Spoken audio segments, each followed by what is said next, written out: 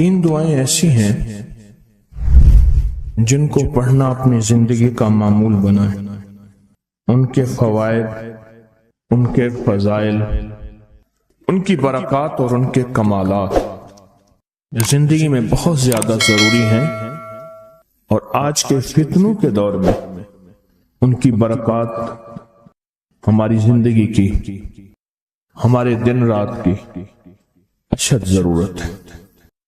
حدیث میں آتا ہے جو شخص نماز فجر کے بعد 3 مرتبہ سبحان اللہ العظیم و بحمدہ پڑھیں، سبحان اللہ العظیم و بحمدہ، سبحان اللہ العظیم و بحمدہ، سبحان اللہ العظیم و بحمدہ، جو پڑھے گا وہ 3 بیماریوں سے محفوظ رہے گا. اندھا نہیں ہوگا، کوڑ جلدی بیماریاں نہیں ہوں گی، اس کو جلد کی کوئی بیماری نہیں ہوگی، معذور نہیں ہوگا، فالج نہیں ہوگا. انسان ساری زندگی ایک دعا کرتا ہے، مولا بستر چارپائی کا محتاج نہ کرنا، کسی بندے کا محتاج نہ کرنا، منجے اور بندے کسی کا محتاج نہ کرنا. جو شخص فجر کی نماز کے بعد، جیسے کہ تسبیح خانے میں اس کا اہتمام اس لیے کرایا جاتا ہے کہ یہ ہماری طبیعتوں، مزاجوں، بولوں اور جذبوں میں آ جائے اور ہم اس کو روزانہ پڑھنے والے بن جائیں اور روزانہ پڑھنا اس کو اپنا معمول بنائیں. سبحان اللہ العظیم و بحمدہ، سبحان اللہ. اور ایک اور حدیث میں ہے کہ 2 کلمے ایسے ہیں جو اللہ کو بہت محبوب ہیں، زبان پر ہلکے ہیں، اعمال میں بہت وزنی ہیں، ترازو میں بہت وزنی ہیں. اور وہ 2 کلمے کیا ہیں؟ سبحان اللہ العظیم و بحمدہ. اور آقا کا فرمان ہے، جس نے کہا سبحان اللہ العظیم و بحمدہ، اس کے لیے جنت میں کھجور کا ایک درخت لگ گیا، اور جس کے لیے لگا تو پھر وہاں جائے گا، کھائے گا. لگا میرے لیے، کھائے کوئی اور. سوچیں، جنت میں کھجور کا درخت لگا ہے تو اللہ پاک پھر اپنی رحمت اور قدرت کاملہ سے اس کو بھیجے گا اور وہ انشاءاللہ کھجور کھائے گا. یہ دعا اس لیے پڑھتے ہیں، ایک تو بیماریوں سے حفاظت، اندھے پن سے حفاظت، معذوری سے حفاظت، جلدی بیماریوں سے حفاظت.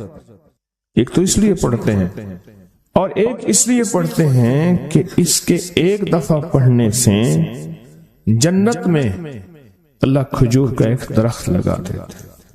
اور سنیں، رسول اللہ صلی اللہ تعالی علیہ وسلم نے فرمایا، جو شخص بھی سبحان اللہ العظیم و بحمدہ ایک دن میں 100 مرتبہ پڑھتا ہے تو اللہ اس کے گناہ مٹا دیتے ہیں، چاہے گناہ سمندر کی جھاگ کے برابر کیوں نہ ہو.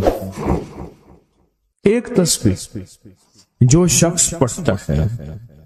رسول اللہ صلی اللہ تعالی علیہ وسلم ایک مرتبہ صحابہ سے فرمایا، آپ نے فرمایا کہ سبحان اللہ العظیم و بحمدہ 100 مرتبہ پڑھو، جس نے 1 مرتبہ پڑھا اس کے لیے 10 نیکیاں لکھی جائیں گی، جس نے 10 مرتبہ پڑھا اس کے لیے 100 نیکیاں لکھی جائیں گی، اور جس نے 100 مرتبہ پڑھا اس کے لیے 1000 نیکیاں لکھی جائیں گی. اور جو زیادہ پڑھے گا اللہ رب العزت اسے زیادہ عطا فرمائیں گے، اور جو اللہ سے بخشش طلب کرے گا تو اللہ ضرور اس کو بخشش عطا فرمائیں گے اور اللہ اس کو بخش دیں گے. ایسی طاقتور دعا ہم روزانہ رمضان میں بھی اور رمضان کے بعد بھی. تو کون سی دعا پڑھنی ہے آج کے بعد؟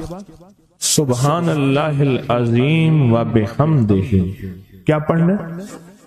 یہ دعا روزانہ کو اپنے معمولات میں، اپنی تسبیحات میں، اپنے معمولات میں، اپنی عادت اور عبادت میں شامل کر لیں.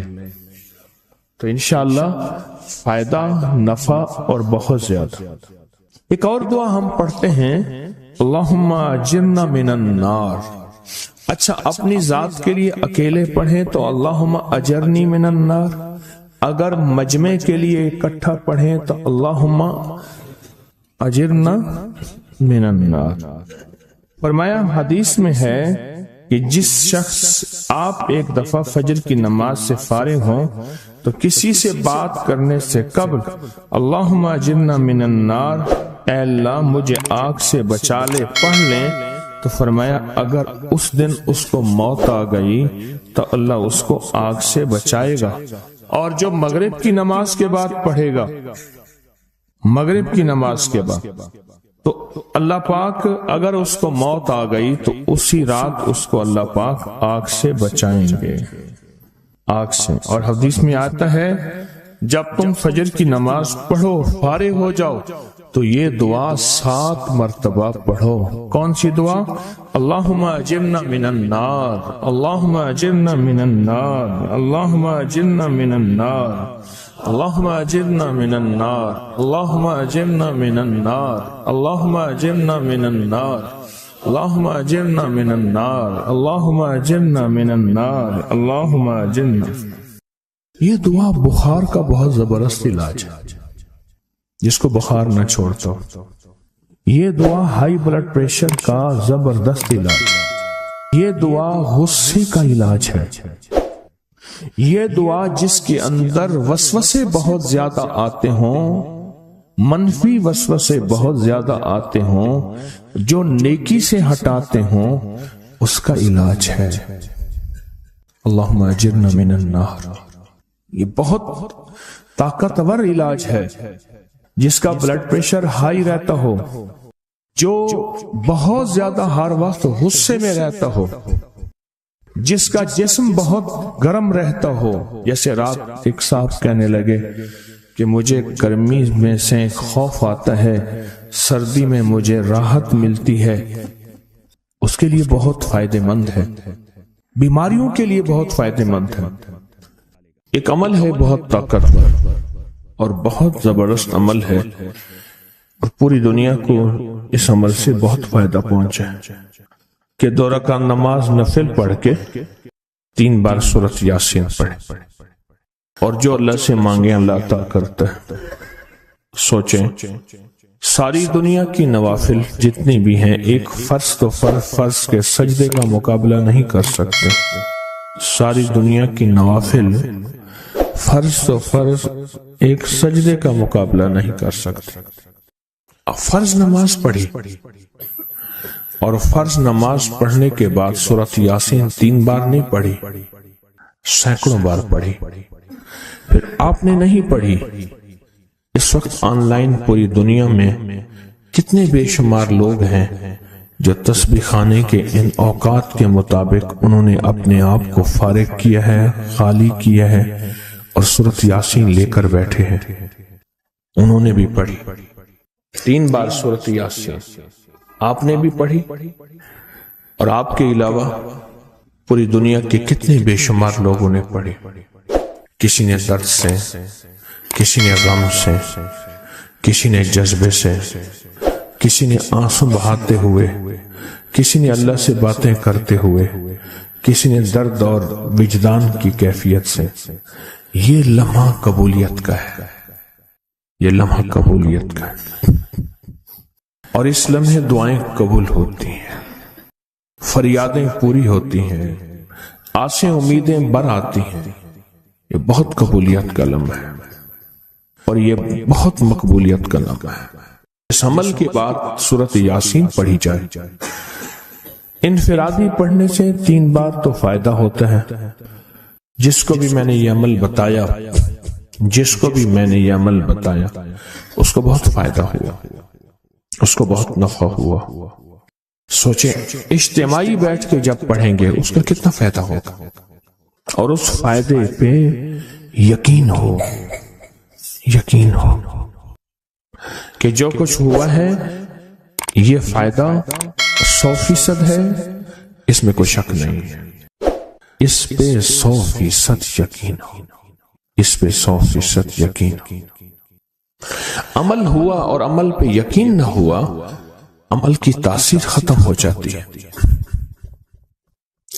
عمل ہوا اور عمل کے اوپر اعتماد نہ ہوا، عمل کا فائدہ ہواؤں میں تحلیل ہو جاتا ہے، اور عمل کیا اور اس پہ شک ہوا، وہ شک عمل کی طاقت کو ختم کر دیتا ہے۔ اس پہ 100% یقین ہو۔ اتنے سارے لوگوں نے بیٹھ کے پڑھا اور یقین سے پڑھا۔ اور ایک بات اور ہے، اگر آپ سورۃ یاسین پوری نہیں پڑھ سکے، سورۃ یاسین بعض اوقات بعض بندے اٹک کے پڑھتے ہیں اور دعا کا وقت ہو گیا، آپ چاہے بعد میں اس کو پوری کریں لیکن پوری ضرور کریں، میری طرف دیکھتے رہیں، پورا کریں لیکن اس سورت کو پورا ضرور کریں۔ اللہ نے یہ موقع دیا ہے رمضان کا، آج پہلا روزہ ہے اور پہلی سحری ہے، اور پہلے روزے اور پہلی سحری میں اتنا طاقتور عمل کیا ہے۔ اب سوچنا یہ ہے کہ اتنے طاقتور عمل میں نے دعا کون سی مانگنی؟ ایک تو پہلے یقین ہے انشاءاللہ کہ میری دعائیں قبول ہیں۔ اچھا، قبولیت کی وجہ سحری کا وقت، تہجد کا وقت، ایک دوسرا قبولیت کی وجہ ایک مجمع کا اللہ کے لیے جمع ہو جانا۔ فرمایا جب 40 پردیسی 40 مسافر صرف اللہ کی رضا کے لیے جمع ہو کے دعا مانگے، اللہ ان کی دعاؤں کو رد نہیں کرتا۔ آپ میں سے تو 90% مجمع تو پردیسیوں کا ہے، 90% مجمع۔ اور قبولیت کی تیسری وجہ یہ ہے کہ آپ نے فرض نماز پڑھی اور فرمایا فرض نماز کے بعد دعائیں قبول ہوتی ہیں، فرض نماز کے بعد دعائیں قبول ہوتی ہیں۔ اب قبولیت کی پہلی وجہ کیا ہے؟ سحری کا وقت، سحری کا وقت، فجر سے پہلے کا وقت دعائیں قبول ہوتی ہیں۔ دوسری وجہ فجر کا وقت، فرض نماز کے بعد دعائیں قبول ہوتی ہیں۔ اور تیسری وجہ مسافروں کا مجمع، اور چوتھی وجہ رمضان کے اللہ جل شانہ نے فرشتوں کو حکم فرمایا، فرشتوں ساری عبادات چھوڑ دو اور میرے روزے داروں کی دعاؤں پہ آمین کہو۔ ساری عبادات چھوڑ دو اور میرے روزے داروں کی دعاؤں پہ آمین کہو۔ ایک چوتھی وجہ ہو گئی کہ فرشتوں نے آپ کی دعاؤں پہ آمین کہا۔ اور پانچویں وجہ مل کے سورۃ یاسین پڑھنا، مل کے سورۃ یاسین۔ فرمایا سورۃ یاسین ہر تنگی سے نکالتی ہے، ہر مشکل سے نکالتی ہے، ہر ناکامی کا علاج ہے، ہر پریشانی کا علاج ہے، اور ہر ناممکن کا علاج ہے۔ اور فرمایا سورۃ یاسین مردوں کو بھی نفع دیتی ہے اور زندوں کو بھی نفع دیتی ہے۔ سورۃ یاسین جو نزع کی سکرات کی حالت میں ہو اس کو بھی نفع دیتی ہے، اور سورۃ یاسین اس بندے کی جو کسی تکلیف کی نزع میں، قرضے کی نزع میں اور بیماری کی سکرات میں ہو اس کو بھی نفع دیتی ہے۔ قبولیت کے اوقات، قبولیت کے لمحات، اور اس میں بیٹھ کے اللہ سے مانگنا۔ اب مانگنا کیا ہے؟ یہ تو یقین ہو گیا کہ انشاءاللہ ہماری آج کی یہ محفل، آج کا یہ بیٹھنا، آج کا یہ پڑھنا اور آج کا اللہ کی بارگاہ میں یہ حاضری دینا 100% انشاءاللہ قبول ہے۔ کوئی شک تو نہیں؟ کیوں اللہ والے میری طرف دیکھیں، سونے کی حالت یہ ختم کریں، یقین کامل ہے، پھر مانگیں کیا؟ سوچنا۔ جب سخاوت کی سخی کی سخاوت موجوں پہ ہو، عروج پہ ہو، پھر مانگیں کیا؟ یہ سب سے اہم چیز ہے۔ تو وہ چیز مانگیں جو اللہ کے خزانے میں سب سے قیمتی ہے، وہ ہے ایمان، سب سے قیمتی، اور وہ سب کو نہیں دیتا۔ مال مال سب کو دیتا ہے، اپنے نہ ماننے والوں کو بھی اور اپنے ماننے والوں کو بھی، اپنے دوستوں کو بھی، بلکہ اپنے دشمنوں کو زیادہ دیتا ہے، زیادہ دیتا ہے۔ مال اپنے دشمنوں کو زیادہ دیتا ہے اور بعض اوقات اپنے دوستوں کو بھی زیادہ دیتا ہے، جیسے انبیاء میں سے حضرت سلیمان، حضرت داؤد، حضرت یوسف علیہ السلام، جیسے صحابہ میں حضرت عثمان غنی، عبد الرحمن بن عوف اور بے شمار صحابہ، اولیاء میں سے حضرت پیران پیر شیخ عبد القادر جیلانی اور بڑی بڑی ہستیاں۔ اللہ اس لیے دیتا ہے کہ یہ مومن یہ نہ سمجھے، تو سب سے پہلی چیز جو اللہ سے مانگنی ہے وہ ایمان مانگنا ہے۔ ساری دنیا مل گئی، سارا مال مل گیا، ساری حکومتیں اور ساری چیزیں ملی، ایمان نہ ملا تو ہم گھاٹے میں رہ گئے۔ ہمارا سودا گھاٹے کا سودا تھا، ایمان نہ ملا۔ اللہ سے سب سے پہلے ایمان مانگنا۔ جو بندہ ساری عمر جو چیز مانگتا ہے، غور سے دیکھنا، غور سے سمجھنا، ساری عمر جو چیز مانگتا ہے، جو بندہ ساری عمر جو چیز مانگتا ہے، ساری عمر جو چیز مانگتا ہے، جو بندہ ساری عمر جو چیز مانگتا ہے، اگر نہ ملی، اللہ سچی طلب کی بنیاد پہ آخری وقت میں وہ چیز عطا فرماتے ہیں۔ حضور سرور کونین صلی اللہ تعالی علیہ وسلم کا فرمان ہے، انس بن مالک کی روایت ہے کہ لوگوں سنتے ہو، جو شخص کسی چیز کے سے متعجب ہو کر سنے، غور سے سنے۔ انہوں نے فرمایا، لوگوں سنتے ہو، جو کسی شے سے متعجب ہو کر لا الہ الا اللہ کہتا ہے، اللہ ہر حرف کے مقابلے میں ایک ایک درخت پیدا کر دیتے ہیں جس کے اتنے پتے ہوتے ہیں جتنی دنیا میں دن، اور ہر پتا اس کی قیامت تک کے لیے اس کے لیے مغفرت کرتا ہے اور تسبیح پڑھتا ہے۔ متعجب ہوا، ہاں لا الہ الا اللہ، اچھا فلاں جیت گیا، واہ لا الہ الا اللہ، فلاں ہار گیا، اچھا فلاں بندے کے ساتھ یہ ہوا، فلاں واقعہ یہ ہوا۔ متعجب ہو کے کیا پڑھا؟ لا الہ الا اللہ، بس اتنا سا لفظ پڑھا، اور اتنے سے لفظ پڑھنے پہ اب وعدے سوچیں، کیا وعدے ہیں؟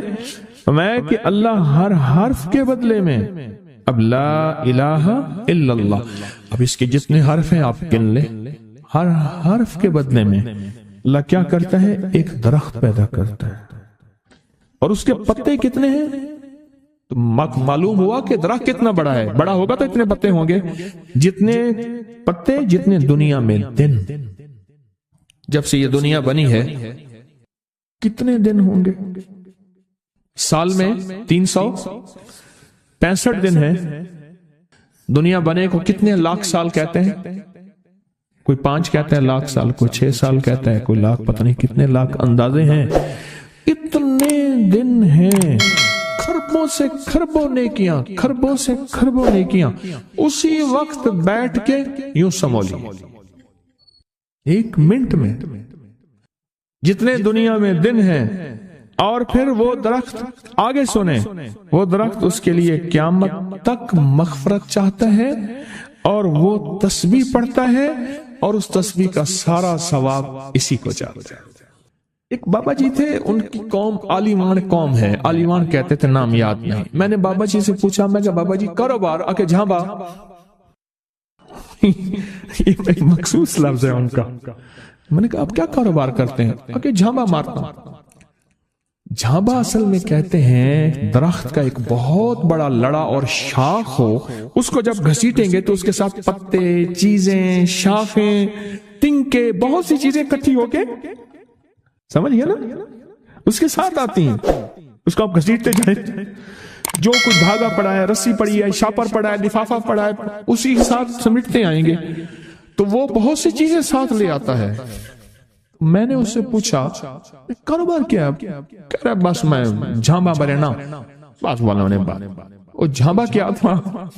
وہ 3 چیزیں بیچتا تھا، بازار کے ایک کونے سے دوسرے کونے تک. دانتن نہیں ہوتا یہ خواتین، اس کے گلے میں ہوتا تھا، ساتھ ایک قطر ہوتا تھا، ایک وہ بیچتا تھا. دوسرا عطر ہوتا تھا جس کو بارے کہتا کپڑا پھٹ ونجے خوشبو نہ ونجے، اس کے بعد میں الفاظ تھے کپڑا پھٹ جائے خوشبو نہ جائے. تیسرا کوئی سرما تھا وہ بیچتا تھا. شہر کے دروازے ایک بازار کے چلتے پھرتے ایسے، اس کو وہ جھامبا کہتا تھا. وہ کہتا تھا بس تھوڑی دیر کام کرتا ہوں روزی بن جاتی ہے، میں آتا ہوں. یہ ایک دفعہ جو کلمہ پڑا اس پہ اتنا بڑا جھامبا لگا، متعجب ہو کر تعجب میں آ کے ایسی تعجب، اچھا لا الہ الا اللہ. اللہ پاک فرماتے ہیں جا تیرے ہر حرف کے بدلے. لا الہ الا اللہ کے کتنے الفاظ ہیں میں؟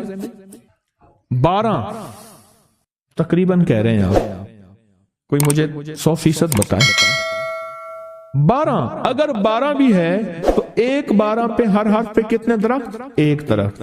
اور درخت کتنا بڑا؟ اتنا بڑا کہ اس کے پتے اتنے ہیں جتنے کائنات کے دن ہیں. عدد خلق ہی ورضا نفس ہی وزینت عرش ہی ومداد کلمات. جی 12 اس کے حرف ہیں. تو آپ نے تو بیٹھے بیٹھے کمائی کر لی. یہ مومنانہ مزاج ہے. مومن چلتے چلتے اپنی آخرت کی کمائی کرتا جاتا ہے، چلتے چلتے اپنی آخرت اپنی دنیا. اچھا پھر ایک اور فائدہ ہوگا، جتنی اس کے لیے درخت پتے تسبیحاں کریں گے اتنا اس کی نیکیوں میں اضافہ ہوگا، اور جتنا نیکیوں میں اضافہ ہوگا اس کی رحمتوں کے یہ نور میں آتا جائے گا، اور جتنا نور میں آتا جائے گا اس کی بلائیں آفتیں مصیبتیں ٹلتی جائیں گی. اور جن بلاؤں آفتوں مصیبتوں کو جادو جنات نظر بد بیماریاں تکلیفیں حادثات گلیاں بند ہونا راہیں بند ہونا رزق بند ہونا صحت بند ہونا مشکل، یہ سب ایسی ٹلتی اور کٹتی اور ہٹتی جائیں، ایسی ہو جائیں. فرمایا کہ ایک شخص نے عرفات میں وقوف کیا، اس کے ہاتھ میں 7 کنکریاں تھی. اس نے کنکریوں سے مخاطب ہو کے کہا اے کنکریوں تم میری گواہ ہو اس بات کی کہ اللہ کے سوا کوئی معبود نہیں اور اس کے محمد صلی اللہ علیہ وسلم اللہ کے رسول ہیں. اپنے ہاتھ سے انہیں پھینک دیا. اس رات دیکھتا ہے کہ قیامت قائم ہے، اس کے گناہ نیکیوں سے زیادہ ہیں، اور پر خدا نے اس کو دوزخ میں لے جانے کا حکم دیا. لیکن دیکھا تو ان کنکریوں نے دوزخ کے دروازے بند کر دیے. سارے دوزخ کے محافظ کارکن جمع ہو گئے ایک پتھر کو ہٹانے پہ، پر وہ کنکریوں کا پتھر اتنا بڑا پتھر بن گیا کوئی ہٹا ہی نہیں سکتا، اور عاجز آ گئے. پھر لوگ اس کو عرش کے نیچے تک پکڑ کر لے گئے. یہ پتھر بھی سفارش کرتے ہوئے اس کے پیچھے پیچھے ہو لیے. پھر آخر اللہ نے اس کو جنت میں جانے کا حکم دیا، تو پھر یہ سارے پتھر جنت کے دروازوں میں آگے جا پہنچے، اور ہر پتھر کہنے لگا اے اللہ میری طرف سے اس کو جنت میں داخل کر. ہر پتھر سفارشی بن گیا. ہے کہ جو بندہ سارا دن ذکر کرتا ہے، جو درخت ہوتا ہے وہ اس کے لیے قیامت کے دن گواہی دے گا، پہاڑ ہے وہ گواہی دے گا، پتھر ہے وہ گواہی دے گا، زمین ہے وہ گواہی دے گا. حتیٰ کہ یہاں تک فرمایا کہ وہ پہاڑ جھومتا ہے، وہ جگہ جھومتی ہے جہاں اللہ کا ذکر ہوتا ہے اور جھومتی ہے، اور دوسرے پہاڑوں دوسری جگہوں پہ فخر کرتی ہے کہ مجھ پہ وہ بندہ آیا ہے جو اللہ کو یاد کر رہا ہے. حتیٰ کہ جو بندہ اللہ کو یاد نہیں کرتا چیونٹیاں اس کی منتیں کرتی ہیں، کیڑے مکوڑے سانپ مچھلو مچھلیاں اس کی منتیں کرتی ہیں اللہ کو یاد کر لے ورنہ عذاب آئے گا، عذاب میں جہاں تو رگڑا جائے گا وہاں ہم بھی رگڑے جائیں گے. ایک بندہ تھا، وہ لوگوں کے سامان اٹھاتا تھا، اس کے پر خچر ایک جگہ سے دوسری جگہ لے جاتا تھا. نمازی نیک آدمی تھا، غریب مزدور تھا. ایک دفعہ ایک لولا لنگڑا بندہ آیا اور کہنے لگا مجھے اپنے خچر پہ بٹھا کے فلاں جگہ پہنچا دے، اتنے پیسے تجھے دوں گا. پیسے بھی معقول تھے. اس نے خیر اس کو پکڑا، سہارے سے بٹھایا. چلتے چلتے نا 2 راہیں آ گئے. 2 راہیں، ایک راہ وہ تھی جہاں ساری دنیا جاتی تھی، ایک راہ وہ تھی جو سنسان تھی. وہ معذور آدمی کہنے لگا اس سنسان راستے کی طرف چل. سنسان راستے، انہیں کہ میں تو ادھر سے جاتا ہوں، میرا معمول تو ادھر ہے، میں تو ادھر نہیں جاؤں گا. انہیں کہ مجھے راستے کا پتہ ہے، تو چل، یہاں سواری کا گھاس بھی ملے گا، پانی بھی ملے گا، اور راستہ بھی بالکل مختصر ہے. انہوں نے کہا ٹھیک ہے۔ آگے گئے تو وہ ایک وحشتناک جنگل آیا، اور وہ جو بندہ تھا معذور وہ ایک دم خچر سے اترا اور وہ ٹھیک ٹھاک تھا، اور اس نے خنجر نکالا اور اس کو قتل کرنا چاہا۔ تو اس نے کہا مجھے قتل نہ کر، تیرا مقصد مال ہے، چیزیں ہیں، مجھے چھوڑ دے۔ انہوں نے کہا نہیں، میرا اصول ہے، یہ دیکھ لوگوں کی کھوپڑیاں پڑی ہیں ہاں، انہیں میرا اصول ہے، میں پہلے بندہ مارتا ہوں پھر اس کا سامان لیتا ہوں، میرا اصول ہے۔ اس نے کہا کہ نہ کر منتے کی اچھا، اس نے کہا مجھے 2 نفل پڑھنے دے۔ ہنس کے کہنے لگا اور بھی بڑے آئے تھے 2 نفل پڑھنے والے، تو بھی پڑھ لے۔ اب یہ 2 نفل کے لیے کھڑا ہوا، اوپر ظالم خنجر لے کے تقاضا کر رہا کہ جلدی کر، میں نے تمہیں قتل کرنا ہے، میرا اصول ہے۔ اسے کچھ سمجھ نہیں آ رہی، تو ایک دم اس کے اندر منہ میں زبان آئی، امن یجیب المضطر اذا دعا۔ ایک دم یہ آیت آئی، کون ہے جو بے چین دلوں کی دعاؤں کو سننے والا ہے؟ کون ہے جو بے چین دلوں کی دعاؤں پہ پہنچنے والا ہے؟